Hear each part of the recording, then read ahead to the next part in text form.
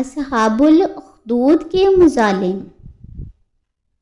اصحاب الاخدود، ان کے بارے میں مفسرین کا اختلاف ہے کہ یہ کون لوگ تھے اور ان کا کیا واقعہ تھا۔ اس بارے میں حضرت صہیب رضی اللہ تعالیٰ عنہ سے روایت ہے کہ اگلی امتوں میں ایک بادشاہ تھا جو خدائی کا دعویٰ کرتا تھا، اور ایک جادوگر اس کے دربار میں بہت ہی مقرب تھا۔ ایک دن جادوگر نے بادشاہ سے کہا کہ میں بوڑھا ہو چکا ہوں، لہٰذا تم ایک لڑکے کو میرے پاس بھیج دو تاکہ میں اس کو اپنا جادو سکھا دوں۔ چنانچہ بادشاہ نے ایک ہوشیار لڑکے کو جادوگر کے پاس بھیج دیا۔ لڑکا روزانہ جادوگر کے پاس آنے جانے لگا، لیکن راستہ میں ایک ایماندار راہب رہتا تھا۔ لڑکا ایک دن اس راہب کے پاس بیٹھا تو اس کی باتیں لڑکے کو بہت پسند آ گئیں۔ چنانچہ لڑکا جادوگر کے پاس آنے جانے میں روزانہ راہب کے پاس بیٹھنے لگا، اور ایک دن لڑکے نے دیکھا کہ ایک بڑا اور مہیب جانور کھڑا انسانوں کا راستہ روکے ہوئے ہے۔ لڑکے نے یہ منظر دیکھ کر اپنے دل میں کہا کہ آج یہ ظاہر ہو جائے گا کہ جادوگر افضل ہے یا راہب۔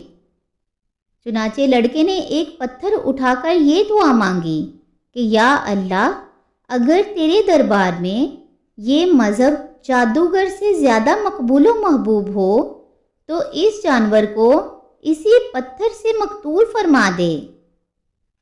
یہ دعا کر کے لڑکے نے جانور کو پتھر سے مار دیا تو یہ بہت بڑا جانور ایک چھوٹے سے پتھر سے قتل ہو کر مر گیا اور لوگوں کا راستہ کھل گیا۔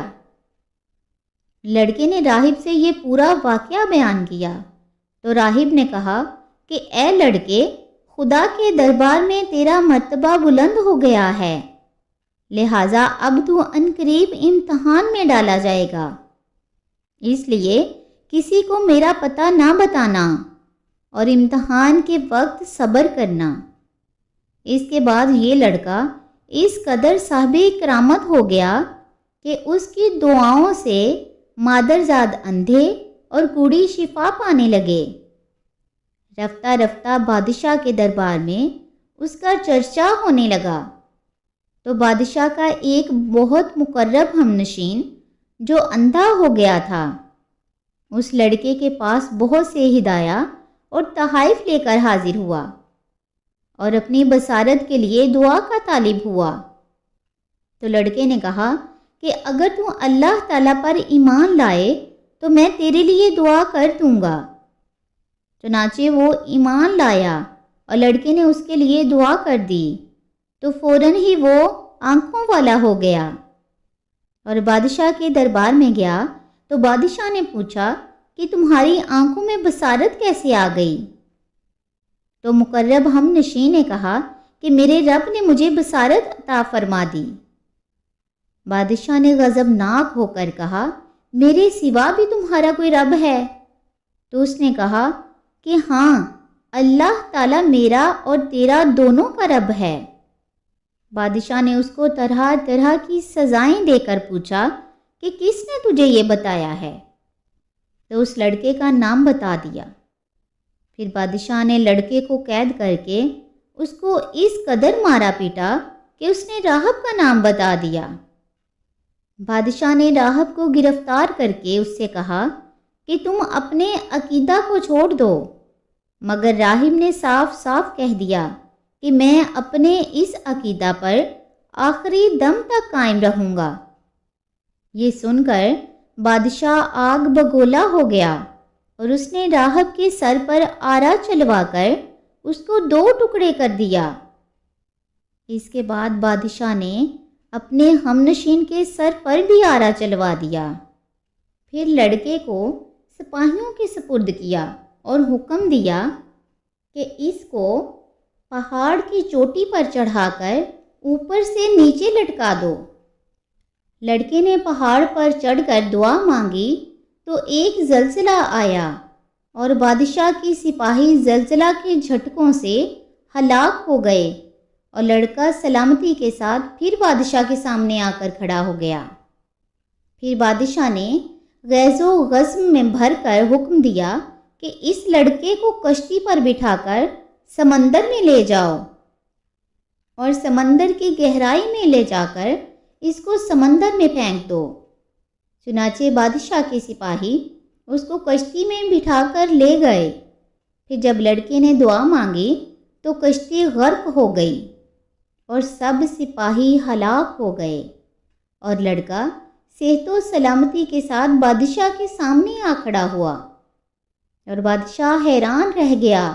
پھر لڑکے نے بادشاہ سے کہا کہ اگر تو مجھ کو شہید کرنا چاہتا ہے تو اس کی صرف ایک ہی صورت ہے کہ مجھ کو سولی میں لٹکا کر اور یہ پڑھ کر مجھے تیر مار کہ میں شہید ہو جاؤں۔ چنانچہ اسی ترتیب سے بادشاہ نے اس لڑکے کو تیر مار کر شہید کر دیا۔ یہ منظر دیکھ کر ہزاروں کے مجمع نے بلند آواز سے یہ اعلان کرنا شروع کر دیا کہ ہم اس لڑکے کے رب پر ایمان لائے۔ بادشاہ غصہ میں بوکھلا گیا اور اس نے گھڑا کھدوا کر اس میں آگ جلوائی۔ جب آگ کے شعلے خوب بلند ہونے لگے تو اس نے ایمانداروں کو پکڑوا کر اس آگ میں ڈالنا شروع کر دیا، یہاں تک کہ 77 مؤمنین کو اس نے آگ میں ڈالا۔ آخر میں ایک ایمان والی عورت اپنے بچے کو گود میں لیے ہوئے آئی، اور جب بادشاہ نے اس کو آگ میں ڈالنے کا ارادہ کیا تو وہ کچھ گھبرا گئی۔ تو اس کے دودھ پیتے بچے نے کہا کہ اے میری ماں، صبر کر، تو حق پر ہے۔ بچے کی آواز سن کر اس کی ماں کا جذبہ ایمانی بیدار ہو گیا اور وہ مطمئن ہو گئی۔ پھر ظالم بادشاہ نے اس مومنہ عورت کو اس کے بچے کے ساتھ آگ میں پھینک دیا۔ بادشاہ اور اس کے ساتھی خندق کے کنارے مومنین کو آگ میں ڈالنے کا منظر کرسیوں پر بیٹھ کر دیکھ رہے تھے اور اپنی کامیابی پر خوشیاں منا رہے تھے اور کہے لگا رہے تھے کہ ایک دم اللہ کے قہر نے ظالموں کو اپنی گرفت میں لے لیا، اور وہ اس طرح کہ خندق کی آگ کے شعلے اس قدر بھڑک کر بلند ہوئے کہ بادشاہ اور اس کے سب ساتھیوں کو آگ نے اپنی لپیٹ میں لے لیا، اور سب کے سب لمحہ بر میں جل کر راکھ کا ڈھیر ہو گئے، اور باقی تمام دوسرے مومنین کو اللہ تبارک و تعالی نے کافر اور ظالم کے شر سے بچا لیا۔ اس واقعہ کو اللہ تبارک و تعالی نے قرآن مجید میں ان لفظوں کے ساتھ بیان فرمایا۔ ترجمہ: خندق والوں پر لعنت ہو، اس بھڑکتی آگ والوں پر، جب وہ اس کے کناروں پر بیٹھے تھے، اور وہ خود گواہ ہیں کہ جو کچھ مسلمانوں کے ساتھ کر رہے تھے۔ سورہ البروج پارہ نمبر 30۔ درس ہدایت۔ اس واقعہ سے یہ ہدایت کا سبق ملتا ہے کہ عموماً خدا کی طرف سے امتحان ہوا کرتا ہے، اور بوقت امتحان مومنوں کو بلاؤں اور مصیبتوں پر صابر و شاکر رہنا، یہی اس امتحان کی کامیابی ہے۔